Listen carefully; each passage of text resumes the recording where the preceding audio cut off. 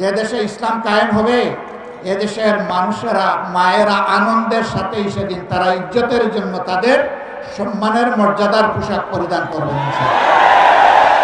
আমাদের ব্যাপারে ইসলামের প্রতিপক্ষ শক্তিরা অপপ্রচার চালায়।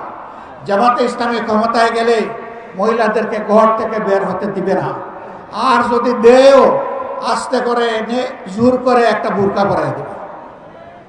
জোর করে পরানো লাগবে না। যে দেশে ইসলাম কায়েম হবে এদেশের মানুষেরা মায়েরা আনন্দের সাথেই সেদিন তারা ইজ্জতের জন্য তাদের সম্মানের মর্যাদার পোশাক পরিধান করবেন।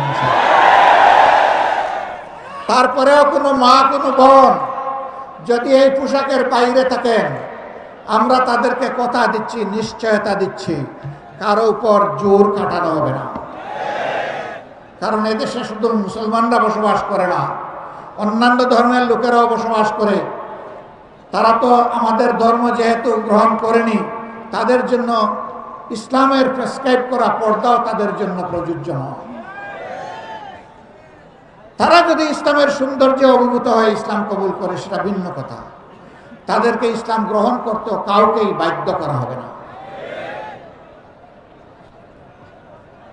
সম্মানিত সহকর্মী বৃন্দ, এই দেশে শুধু মুসলমানরা বসবাস করে না, হিন্দু, খ্রিস্টান, বৌদ্ধ ধর্মের লোকেরাও বসবাস করে।